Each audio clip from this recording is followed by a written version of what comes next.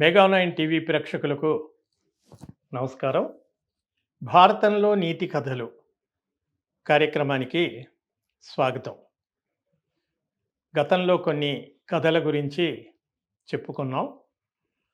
భారతంలో 18 రోజులు కురుక్షేత్ర సంగ్రామం జరిగిన తరువాత ధర్మరాజు తన బంధువులను, మిత్రులను, సర్వస్వాన్ని, సైన్యాన్ని, ప్రజల్లో చాలామందిని కోల్పోయిన తర్వాత యుద్ధంలో చాలామంది చనిపోవటం వల్ల, జన నష్టం జరిగినందువల్ల అతని మనసులో ఒక విధమైనటువంటి వైక్లభ్యం మొదలవుతుంది.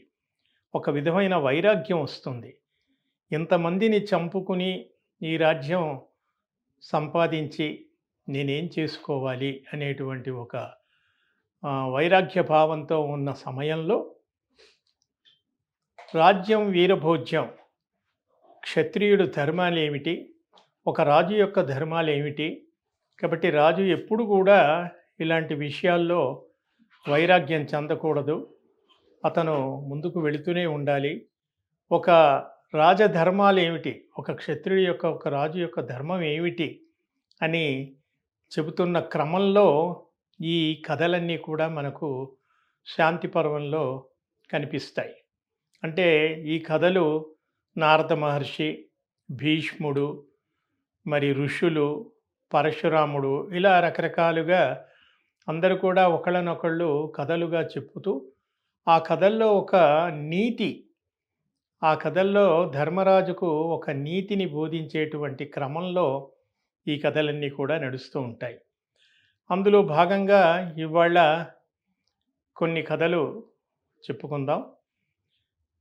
సాధారణంగా ఒక రాజు పరిపాలనలో కానీ, పోనీ ఇవాళ ఆధునిక సమాజంలో ఒక వ్యవస్థ, ఒక ఆఫీసులో మనం కొన్ని ఉద్యోగాల్లో కొంతమంది నియమించుకునేటప్పుడు వారి వారి అర్హతలను బట్టి, వారి నైపుణ్యాన్ని బట్టి వారిలో ఎటువంటి పనితనం ఉందో గమనించి అటువంటి పనుల్లో వాళ్ళని నియమించినప్పుడే వారి నుంచి సరి అయిన పనిని మనం రాబట్టగలుగుతాం.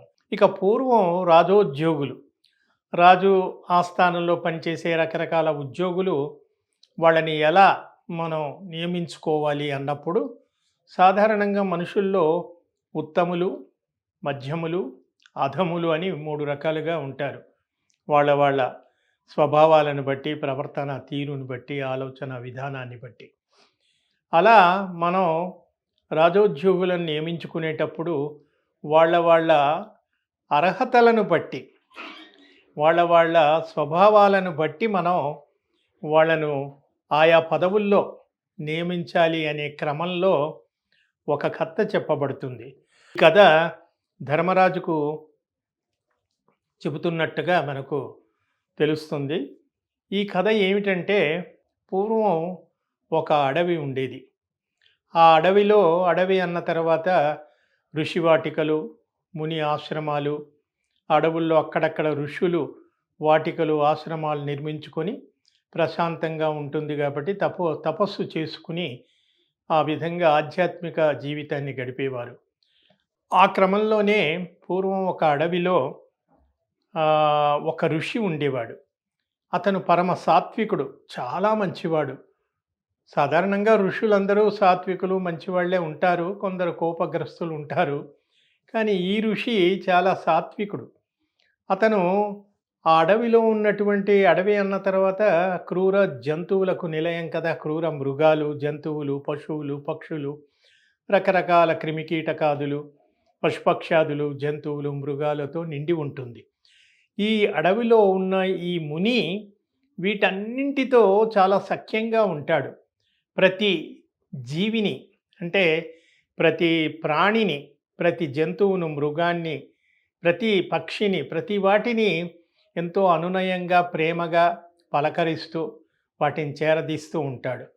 ఈ ముని యొక్క స్వభావాన్ని చూసి ఆ జంతువులు, క్రూర మృగాలు సైతం అతని పట్ల గౌరవాన్ని పెంచుకుంటాయి. సింహం, పులి లాంటి భయంకరమైన క్రూర మృగాలు ఆహ్, మనుషుని చంపుకొని తినేటువంటి క్రూర మృగాలు సైతం అతని సాత్విక భావం ముందు తగ్గిపోయి, అతని ముందు తోక ముడుచుకొని, అతని దగ్గరొచ్చి కూర్చుని, అతని చుట్టూ చేరి, అతనికి సేవలు చేస్తూ ఉంటాయి. అటువంటి ఒక గొప్ప ముని కథ కథకు సంబంధించినటువంటిది ఇది. ఇందులో మనం తెలుసుకోదగినది ఏమిటి అనేది చివర్లో కథలో మనకు తెలుస్తుంది. ఈ రకంగా ఆ ముని అన్ని జంతువులతో ఒక స్నేహభావంతో ఉండి, ఆ అడవిలో ఒక మంచి ప్రశాంత వాతావరణాన్ని కొనసాగిస్తున్న సమయంలో, ఆ జంతువులలో ఒక కుక్క, కుక్క అనగానే మామూలుగా మనకి చాలా నీచమైన జీవిగా, నీచమైన ప్రాణిగా మనం భావిస్తాం. కాబట్టి కుక్క అనేది ఒక నీచమైనటువంటి గుణానికి, అంటే ఇందాక మానవుల్లో ఉత్తములు, మధ్యములు, అధములు ఉంటారన్నాం గదా! ఆ రకంగా కుక్క అనగానే అదేదో అధమ జీవి, ప్రాణి అని అనుకుంటాం. ఆ రకంగా అది కుక్కల్లో కూడా మంచి సాధు జంతువులు, మంచి కుక్కలు, విశ్వాసం గల, అసలు కుక్క అనేది విశ్వాసానికి ప్రతీక గదా! యజమాని పట్ల ఎంతో విశ్వాసంగా ఉండేది అని కూడా మనం చెప్పుకుంటాం. అయితే ఇక్కడ కథలో ఏమిటంటే, ఆ ఋషి దగ్గర అనేక జంతువులు చేరినప్పటికీ కూడా, ఈ కుక్క మాత్రం ప్రతినిత్యం ఆయన్ని అనుసరిస్తూ ఉంటుంది. ఆయన వెన్నంటి ఉంటుంది. అలా వెన్నంటి ఇతనికి ఇంకా బాగా దగ్గరవుతుంది. కాబట్టి ఇప్పుడు మనం ఇళ్లల్లో కొంతమంది పెట్ డాగ్స్ అని మనం కుక్కల్ని పెంచుకొనితే అవి మనుషుల కంటే ఎక్కువగా ప్రేమగా, విశ్వాసంగా మనతో అల్లుకుపోతాయి. ఆ రకంగా ఈ కుక్క ఆ ఋషితో తిరుగుతూ ఉంటుంది. అయితే ఒకరోజు ఏం జరుగుతుందంటే, ఒక చిరుతపులి వస్తుంది. ఎక్కడి నుంచో, పొరుగు అడవి నుంచో ఏదో ఒక చిరుతపులి వచ్చి ఈ కుక్క మీదికి దుమికి ఈ కుక్కను చంపి తినడానికి ప్రయత్నిస్తుంది. అప్పుడు ఈ కుక్క భయపడిపోయి ఆ ఋషి వెనక్కి వెళ్ళి దాక్కుంటుంది. ఋషి ఈ పరిస్థితిని గమనించి తనకున్నటువంటి దివ్య శక్తితో ఈ కుక్కను చిరుతగా మారుస్తాడు. అప్పుడు ఇది చిరుతపులి అయిపోతుంది.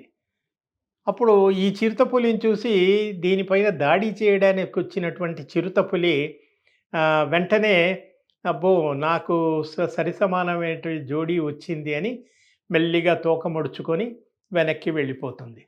అప్పుడు ఈ కుక్క చిరుతపులి వేషంలో ఉన్నది అలా తిరుగుతూ ఉన్నటువంటి క్రమంలో మరికొంత కాలానికి ఈ చిరుత పులిని చంపడానికి మరొక బెబ్బులి వస్తుంది. బెబ్బులి అంటే పులి. చిరుతను చంపడానికి మరి ఇంతకుముందు చిరుత మాదిరిగా, బయటి నుండి వచ్చిన చిరుత మాదిరిగా మరొక పులి వస్తుంది. ఈ పులి చిరుత రూపంలో ఉన్న కుక్క పైన ఆ పులి దాడి చేయడానికి ప్రయత్నించినప్పుడు గతంలో మాదిరిగా మళ్ళీ అది ఆ ఋషిని ఆశ్రయించడం, ఆ ముని మళ్ళీ దీన్ని చిరుత నుంచి పులిగా మారుస్తాడు. అప్పుడు అవతలి పులి దీన్ని చూసి తోక ముడుచుకొని వెళ్ళిపోతుంది. ఎందుకంటే స్వజాతీయులు గదా! అది పులి, ఇది పులి. కాబట్టి అది వెనక్కి వెళ్ళిపోతుంది. ఎప్పుడైనా బలవంతుడు బలహీనుణ్ణి అణచివేయడానికి ప్రయత్నిస్తాడు. కాబట్టి ఎప్పుడైతే పులి పులిగా మారేటప్పటికి ఆ పులి వెనక్కి వెళ్ళిపోయింది. ఈ కుక్క చిరుత నుంచి పులి రూపంలోకి మారి పులి రూపంలో తిరుగుతూ ఉంటుంది. మళ్ళీ కొంతకాలానికి ఒక ఏనుగు వస్తుంది. ఈ ఏనుగు ఈ పులి మీద దాడి చేయడానికి ఒక భయంకరమైన, ఒక పెద్ద పర్వతాకారంలో ఉన్నటువంటి ఏనుగు వచ్చి ఈ పులిని చంపడానికి ప్రయత్నిస్తుంది. పులి రూపంలో ఉన్న కుక్కను. మళ్ళీ ఈ కుక్క మళ్ళీ ఆ మునిని ఆశ్రయిస్తుంది. అప్పుడు ఆ ముని మళ్ళీ దీన్ని ఏనుగుగా మారుస్తాడు. అప్పుడు అది మళ్ళీ ఏనుగు రూపంలో వెళ్ళి ఆ రెండు ఏనుగులు ఢీకొని అది అవతల దాడి చేయడానికి వచ్చినటువంటి ఏనుగు ఓడిపోయి మళ్ళీ అది వెనక్కి వెళ్ళిపోతుంది. ఇప్పుడు ఈ ఏనుగు రూపంలో ఉన్న కుక్క అలా తిరుగుతూ కొంతకాలానికి మళ్ళీ ఒక శరభం వస్తుంది. శరభం అనేది చాలా భయంకరమైన జంతువు. దానికి 8 కాళ్ళు, ఒంటి నిండా కళ్ళు ఇలా ఉంటాయి అని చెప్తారు. శరభం అంటారు దాన్ని. ఇవి మనకి పూర్వం ఈ కథల్లో వాటిలో కనబడేటువంటి ఒక భయంకరమైన జంతువు. అంటే ఈ జంతువులన్నింటికంటే కూడా భయంకరమైనటువంటిది. ఈ ఏనుగు రూపంలో ఉన్న కుక్క ఆ ఊళ్ళో అక్కడ తిరుగుతూ ఉన్న సమయంలో ఈ శరభం వస్తుంది. శరభం రావడంతో మళ్ళీ చివరికి ఈ ముని అదే మాదిరిగా మళ్ళీ దీన్ని శరభంగా మారుస్తాడు. అప్పుడు ఆ శరభాలు 2 తలబడి అవతలి శరభం మళ్ళీ వెళ్ళిపోతుంది. ఎప్పుడైతే ఈ కుక్క క్రమక్రమంగా చిరుత, చిరుత నుంచి పులి, పులి నుంచి ఏనుగు, ఏనుగు నుంచి సింహం, సింహం నుంచి శరభం. ఈ ఏనుగు తర్వాత సింహం ఒకటి ఏనుగు మీద దాడి చేయడానికి వస్తుంది మధ్యలో. అప్పుడు ఈ కుక్క ఏనుగు రూపంలో ఉన్న కుక్కను సింహంగా మారుస్తాడు. ఈ సింహం పైన శరభం దాడి చేయడానికి వచ్చినప్పుడు ఇలా ఒక 5 క్రమాలు ఇందులో కనపడుతూ ఉంటాయి. చివరికి శరభ రూపంలో తిరుగుతూ ఉంటుంది. ఈ క్రమంలో ఏం జరుగుతుందంటే అంతకు పూర్వం కుక్క చాలా సాత్వికంగా ఈ ముని చుట్టూ తిరుగుతూ అతనిలో ఉన్నటువంటి ఆ ధార్మిక గుణాలన్నీ అలవర్చుకుంది.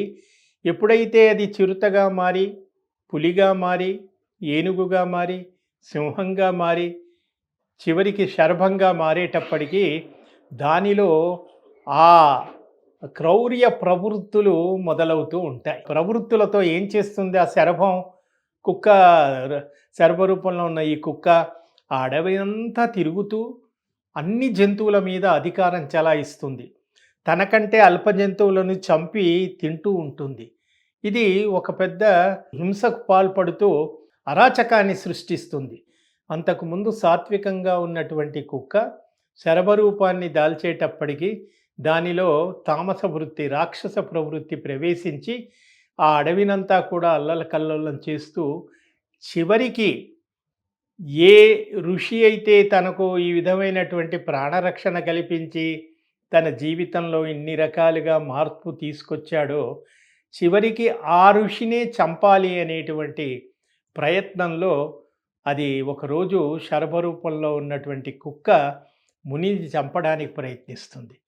అప్పుడు ముని గ్రహిస్తాడు, ఓహో నీలో ఈ తామస వృత్తి ప్రవేశించింది కాబట్టి సత్వరజస్తమో గుణాలలో ఉత్తములు, మధ్యములు, నీచులు అని చెప్పుకున్నప్పుడు ఆ నీచ రూపం ధరించేటప్పటికి నీలో ఆ నీచమైన గుణాలు వచ్చాయి. కాబట్టి నువ్వు ఇతర జంతువులలాగా చంపి నరభక్షణకి పాల్పడ్డావు, నన్నే చంపాలని చూశావు అని అతను ఆగ్రహంతో దాన్ని తిరిగి పూర్వం ఉన్నటువంటి కుక్క రూపంలోకి తీసుకొస్తాడు. ఇది కథ. దీని ద్వారా మనకు తెలిసింది ఏమిటంటే మనం ఉన్న ఉనికిని మరిచిపోయి మనలో ఏవేవో పెద్ద పెద్ద పదవులు వచ్చినా, పెద్ద పెద్ద మార్పులు వచ్చినా మనం ఉన్నటువంటి మౌలిక గుణాన్ని, సాత్విక గుణాన్ని మరచిపోవద్దు. చివరికి తెలిసిందేమిటంటే ఏ మనిషికైనా, ఏ వస్తువుకైనా, ఏ ప్రాణికైనా యోగ్యతను బట్టి స్థాయిని నిర్ణయించాలి. కుక్క యోగ్యత కుక్కనే. కాబట్టి ఈ కుక్క యోగ్యతను వదిలేసి చివరికి ఆ శరభ రూపంలో అది చాలా భయంకరమైన జంతు రూపంలోకి వెళ్ళేటప్పటికి దానికి ఆ అవలక్షణాలన్నీ కూడా వచ్చేసాయి. కాబట్టి మనం మనుషుల్ని కూడా వాళ్ళని ఏ పదవుల్లో ఎవరెవరిని ఎక్కడ ఉంచాలో అక్కడే ఉంచాలి అనేది ఈ కథ ద్వారా మనకు తెలుస్తుంది. కాబట్టి ధర్మరాజు నీతి కథలు చెబుతూ వీళ్ళంతా కూడా ధర్మరాజుకు నీతి బోధ చేస్తూ మీరు చేసింది యుద్ధం తప్పు కాదు, ఆ యుద్ధంలో రకరకాల మనుషుల స్వభావాలను బట్టి వాళ్ళు ప్రవర్తించారు, కాబట్టి మీరు చేసింది తప్పు కాదు అనేటువంటి క్రమంలో ఈ కథ చెప్పబడింది.